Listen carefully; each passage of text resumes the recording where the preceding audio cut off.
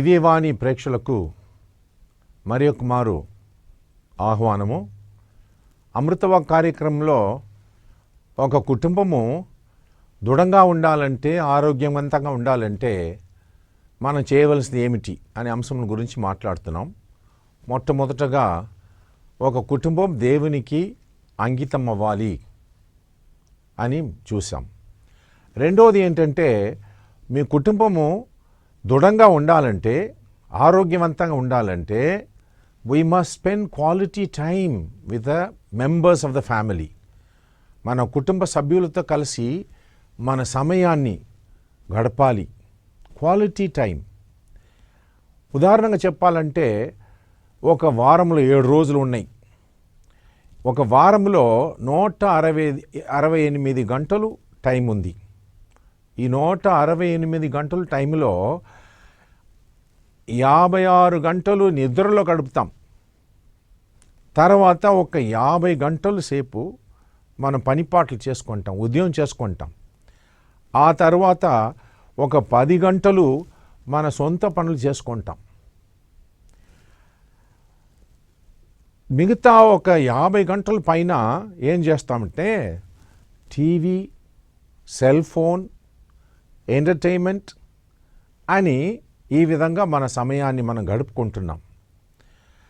కానీ వీటిలో మనం గమనించవలసిన విషయం ఏంటంటే, నా కుటుంబంలో తల్లిదండ్రులు, బిడ్డలు కలిసిమెలిసి కూర్చొని మాట్లాడుకుంటున్నారా? సమయాన్ని నేను నా కుటుంబంతో గడుపుతున్నానా అని కుటుంబ యజమానులు అడగాలి. ఎందుకంటే ఒక కుటుంబంలో పిల్లలు బాగుండాలంటే, ఆ సంబంధం బాగా ఎదగాలంటే క్వాలిటీ టైం అని చెప్పి ఆ టైం తీసుకొని మన కుటుంబంతోనే మనం టైం గడపడానికి ప్రయత్నం చేయాలి. కానీ ఈరోజు మనం సమాజంలో చూస్తున్నామండి, అంతా వర్క్ ఓరియంటెడ్ లైఫ్. ఇద్దరు కూడా పని చేస్తున్నారు, భార్యాభర్తలు ఇద్దరు. ఉదయం నుంచి సాయంత్రం వరకు వాళ్ళు పని పని పని అని చెప్పి పని మీదనే ఉంటున్నారు. మన పిల్లల్ని చూస్తే పిల్లలు ఎప్పుడు చూసినా స్టడీ, మరి తర్వాత ట్యూషను అని అనుకుంటున్నారు. ఇదంతా నేను లేదని చెప్పలేదు, కానీ ఇలాంటి సమయంలో కూడా కొంచెం టైం తీసుకొని మన కుటుంబంలో మన పిల్లలతో కలిసిమెలిసి మనం ఉంటేనే మన కుటుంబము ఆరోగ్యవంతమైన కుటుంబంగా ఉంటుంది. లేకపోతే కుటుంబంలో పిల్లలు ఏం చేస్తున్నారని తల్లిదండ్రులకు తెలియదు, తల్లిదండ్రులు ఏం చేస్తున్నారని పిల్లలకు తెలియదు. కానీ అందరూ మాత్రం బిజీగా ఉంటారు. ఈ బిజీగా ఉన్నందువలన సంబంధాలు ఎలా ఉంటాయి? కనుక మన సమయాన్ని టైం తీసుకొని, ఒక విశ్రాంతి దినం కావచ్చు, ఒక హాలిడే కావచ్చు, ఆ రోజుల్లో పిల్లలతో కలిసి ఆ సమయాన్ని గడపటం ఆ కుటుంబానికి మంచిది. ఆరోగ్యవంతంగా ఉండటానికి అది ఒక లక్షణంగా ఉండవచ్చు. తర్వాత ఏ కుటుంబం ఈ విధంగా కలిసిమెలిసి ఉంటుందో ఆ కుటుంబం యొక్క బంధము కూడా దృఢపడుతుంది. మూడవ లక్షణం ఏమిటంటే, ఒక కుటుంబంలో అందరూ బాగుండాలంటే, ఆరోగ్యవంతంగా ఉండాలంటే సమయాన్ని మనం కేటాయించి ఆ సమయాన్ని వాడుకోవాలి కరెక్టు. అదే సమయంలో గుడ్ కమ్యూనికేషన్, అది కూడా చాలా ముఖ్యం. Communication with the members of the family, అది చాలా అవసరం.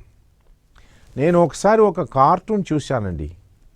ఆ కార్టూన్ ఏంటంటే యునైటెడ్ ఫ్యామిలీ అండి, క్యాప్షన్ ఉంది.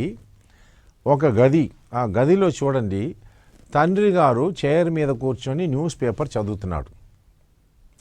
అమ్మాయి ఏం చేస్తుందంటే ఒక మూలలో కూర్చొని టీవీలో ఏదో ఒక సీరియల్ చూస్తుంది.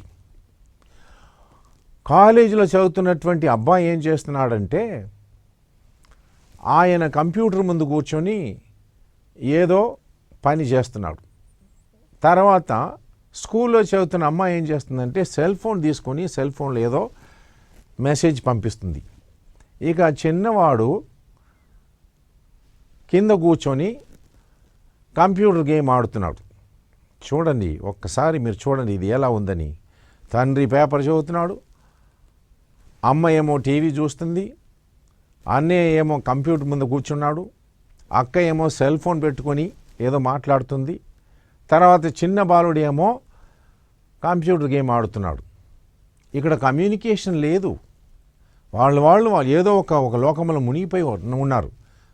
కాబట్టి వాళ్ళతో కమ్యూనికేషన్ అనేది లేదు. కలిసి క్వాలిటీ టైం ఉండాలని చెప్పాను, కానీ దాంతోపాటు కమ్యూనికేషన్ ఉండాలి, మాట్లాడాలి.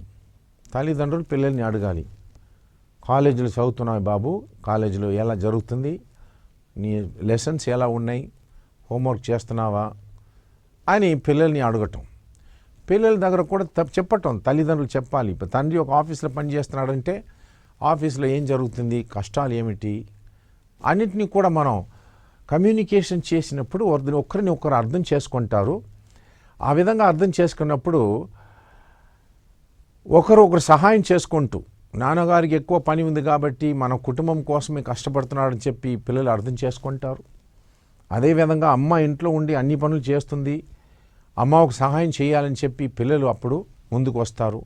ఈ విధంగా కుటుంబంలో సమయాన్ని కూడా మనం క్వాలిటీ టైంని తీసుకొని గడపటం, ఆ సమయంలో కమ్యూనికేషన్ చేసుకోవటం, ఒకరితో ఒకరు మాట్లాడుకోవటం, ఇది చాలా అవసరం. ఇది లేకపోతే కుటుంబం అభివృద్ధి చెందదు, ఆ కుటుంబం దృఢంగా ఉండదు, ఆరోగ్యవంతంగా ఉండదని మనం తెలుసుకున్నాం. కాబట్టి బైబిల్ గ్రంథంలో మరి ఒక్క మారు ఒక చిన్న విషయం చెప్తున్నాను. ఏంటంటే, మనం మామూలుగా మాట్లాడినప్పుడు మన కుటుంబంలో అప్పుడప్పుడు కోపపడుతుంటాం, తిడుతుంటాం. అందువలన అపార్థం చేసుకొని బాధపడటం, ఎందుకు ఇలా అన్నావు, ఎందుకు ఇలా మాట్లాడావని చెప్పి అనుకుంటారు. కానీ చూడండి, దేవుని యొక్క వాక్కు ఎంత బాగుంటుందంటే, ఎఫెసీయులకు రాసిన లేఖ 4వ అధ్యాయంలో మనం చూస్తున్నాము. 4వ అధ్యాయం 29వ వచనం చెప్తుంది చూడండి.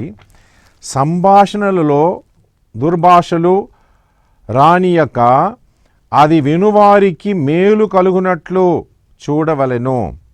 సందర్భమును బట్టి వినువారికి దైవ అనుగ్రహము ప్రసాదింపగల అనుకూల వచనములనే పలుకుడు. ప్రోత్సాహం చేయటం, ఉత్సాహపరచటం.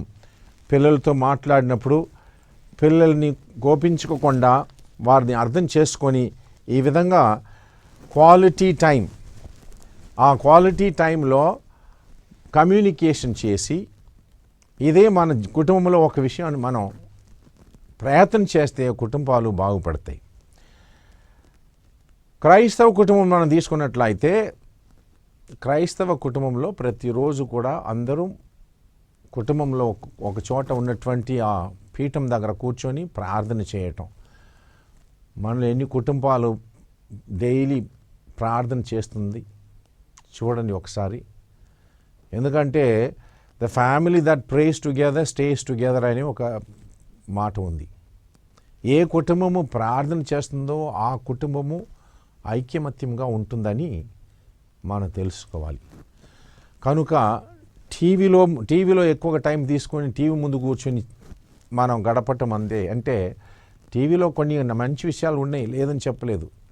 కానీ అన్నిటికంటే ముఖ్యం, కుటుంబంలో ఉన్న వాళ్ళందరూ కూడా కలిసిమెలిసి ఉండి దేవునికి అంకితం చేసుకొని వారు చేయవలసిన పనులను వాళ్ళు చేసుకొని కమ్యూనికేషన్ బాగుంటే ఆ కుటుంబాలు బాగుపడతాయి. కాబట్టి కొన్ని ప్రాక్టికల్ సజెషన్ చెప్తున్నాను మీకు. అది ఏంటంటే, క్రైస్తవ కుటుంబంలో అయితే ప్రతిరోజు తల్లిదండ్రులు పిల్లలు కూర్చొని ఒక 15 నిమిషం, ఒక 20 నిమిషాలు కుటుంబ ప్రార్థన చేయటం తప్పదండి. జపమాలు చెప్పవచ్చు, బైబిల్ చదవచ్చు, తర్వాత దైవ పాటలు కొన్ని పాడుకోవచ్చు. పిల్లలు సొంతంగా ప్రార్థన చేయటానికి స్పాంటేనియస్ ప్రేయర్ అంటారు, పిల్లలు చేయటానికి తల్లిదండ్రులు వారికి నేర్పించటం.